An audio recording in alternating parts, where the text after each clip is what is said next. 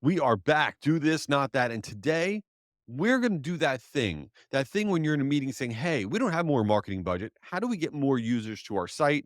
How do we get more downloads, more subscribers, more buyers? Doesn't matter if you're a business or consumer marketer. There's got to be things that we can be doing that we're not doing that we need to test. And you know what? There are things. And these three things I think most marketers are sleeping on. So let's jump right into it. The first one is this idea of web push notifications. You're like, what's that? What's a web push notification? When you go to a website, let's say you go to the website, I'm making this website up, accountingsoftware.com. When you go to that website, a little thingamabob pops up in the corner of the website, says, hey, allow notifications. It'll say allow or block or something like that. And you may not even remember it in your brain that you're doing it. Sometimes you say allow and sometimes you say block. When you say allow, you are now becoming part of that website's database that allows that website. It is an opt in. It allows that website now to push out notifications to you. And when that website, whenever they want, they could push out a notification to you. It's not when you're on their website. Okay. It's at any time. It could show up on your desktop, it could show up on your mobile device. And these push notifications do incredibly well. First of all, according to Push Alert, the opt-in rate, people saying allow, right? Saying, yes, I want those notifications is well over 15% for website visitors. It costs you nothing, right? Now, the other amazing stat from Neil Patel's agency is when you actually push these notifications out, the click through rate on those notifications is over 10% on average. You can be notifying people of anything. You can notify them of a new sale, right? You can notify them, oh, a webinar registration is about to end. Think of a push notification database the same way you do your email database. You're constantly trying to grow it. And if you're constantly trying to grow your push notification database, whenever you want, you could push out one of these notifications. And this is what we've become accustomed to is getting these notifications, seeing them on our phone, on our desktop, whatever, and it is purely opt in. This is how you get people to come back to your site, right? Whenever you want them to come back to you, you could do it at a local time zone level, right? You could schedule these far in advance. Now, how do you do them? How do you actually do them? First off, most of our CRMs and marketing automation platforms that we already use, all the big ones, have push notification services available within them at no additional cost to you. You just need to go back to your providers and say, hey, can we do this push notification thing, this web push notification thing? If they can't for some reason, there's lots of services out there. Subscribers.com is a free tool that you can use. I'm not getting paid by any of these people. I'm just telling you what's out there. Subscribers.com is a free tool for this exact service. Google has something called Firebase, which is also a free tool. And then there are paid tools like Push Owl or Airship. But if you're not doing push notifications or you're not growing your website push notification database, whether you're a business marketer or consumer marketer, I think you're missing out. So go ahead, Google push notifications, go a little deep down that rabbit hole because I think it takes time to build it up. But over time, it's just like your email database. You're going to have this asset that's super awesome. All right. The second one is what I call top expert hosts. It is so valuable. Doesn't matter what industry or sector or thing that your business is doing to be connected with some of the leaders in your space. And the easiest, best way to get connected with these leaders in your space, and it's super awesome, is you reach out. You could do this via LinkedIn. You could reach out via email. You reach out to these leaders in your space. You say, hey, my company is doing an exciting new content piece. It's called Expert Tips.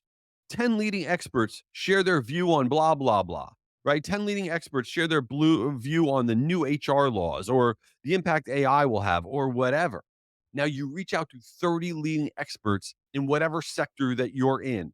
And I promise you, because everybody has an ego, 10 of them are going to get back to you and say, oh, yeah, here's the 3 sentences. And that's all you have to ask them for that content piece, right? Now you include them, you put the content piece out there, and now you are connected with these leaders in the space. You could do this if you're an individual, say you're coming out with the content piece. You could do this if your company wants to put it as part of their resource page. And now you're connected with them. You could talk to them about doing collaborations. You could talk to them about being on a podcast and a webinar, whatever. It is a great, easy, free way to get connected with the top experts in your field. And everybody loves participating in those because they then can list on their thing, oh, I was named a top expert. Easy. The last one is doing quizzes that your salespeople can get benefit from on the business side and quizzes on the consumer side to just build up engagement, right? If you make a quiz, it's probably the single best way to get engagement and get people to give you their contact information. What do I mean by that? Right. So let's say you want to make a quiz. What if I made a quiz that I sent out via email and was on my website and it was called, Are You a Marketing All Star? You have to take this quiz and we'll tell you if you're a marketing all star or not. If you got that email from me, right, a free quiz, would you take that quiz? I bet you would. And then what you do is you layer in questions that your salespeople want to have available so they can reach out to these people. So, for example, let's say I was trying to sell CRM software. That's what my company did. And I came out with a quiz that said, Are you a marketing all star? And then I asked questions like this in my quiz that you have to answer. How do you track your marketing campaign performance? And here are the options: spreadsheets, I'm old school, but it works. Analytics software, I dive deep into the data. Gut feeling, I trust my instincts, or CRM software. And then another question could be, what's your biggest marketing challenge? Right. And then you ask things about, is it generating leads? Is it measurement? Is it conversions? What is it? Right. And then the person, in order to, they go to the next page, they get the results, they put their email address in.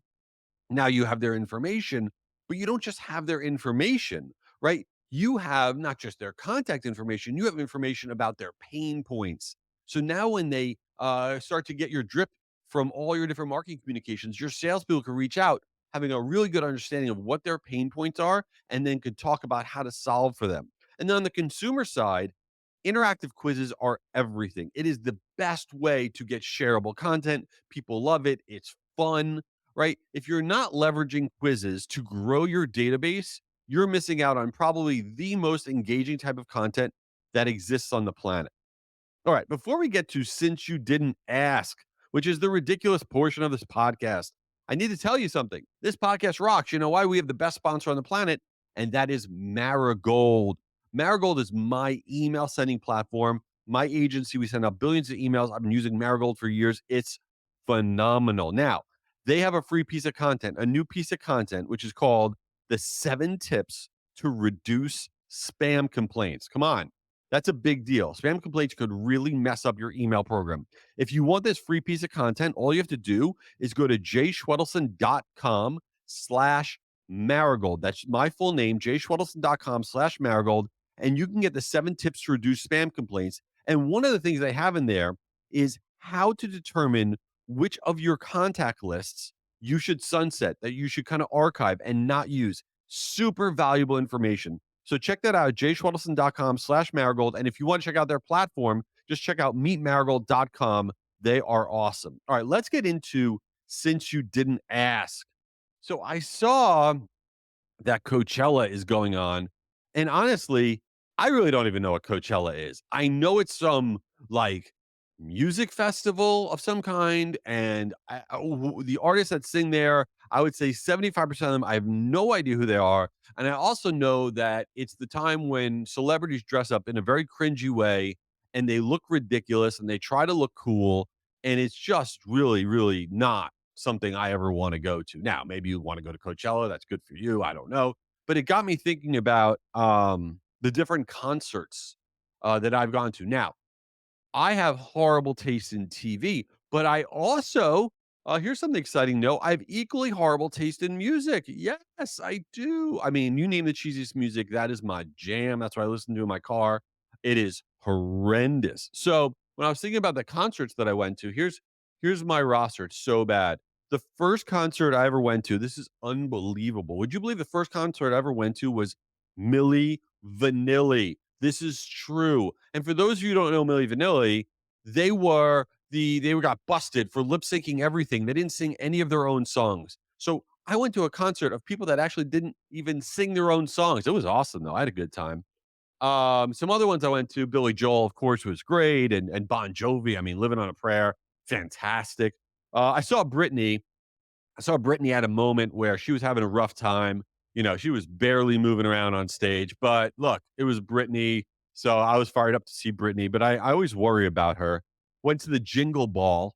That's that thing like during the Christmas time where like all these people get together. I took my daughter there when she was younger, and I didn't know. I mean, I had no idea who anybody was. Like Louis Capaldi, no idea. Zara Larson, no idea who that is. They had Jonas Brothers. That was all right. I mean, I don't care about the Jonas Brothers. I went to Two Live Crew back in the day. Holy cow. I don't even think I'm still old enough to hear some of the words that they were saying.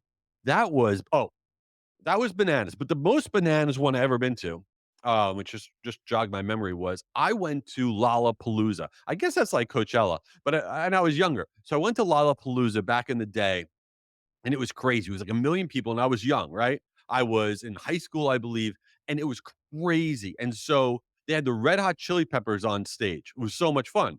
And so they had a mosh pit, and I shouldn't be in a mosh pit because I'm a big wimp. But I go in the mosh pit in the front, and everyone's going crazy and it's running around. I'm getting like beat up. It's nuts.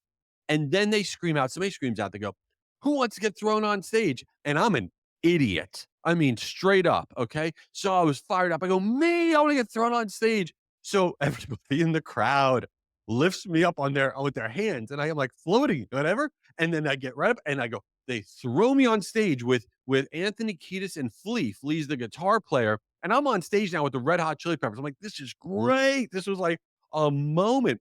And then the largest human being that you've ever seen comes and tackles me like, and I thought my entire rib cage broke. I thought I was dead. Okay. They tackle me and they throw me into the back area and they scream at me.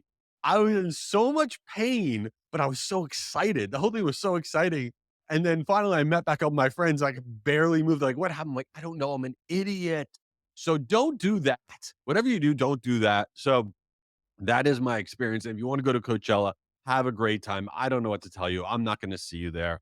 And leave this thing a review because you know what? I don't know, good, bad, indifferent. Leave it a review. I would appreciate it. And make sure to register for Guru Conference, the world's largest free 2-day virtual email marketing event. We will run out of spots. GuruConference.com. You got to register. You rock. Thanks for being here.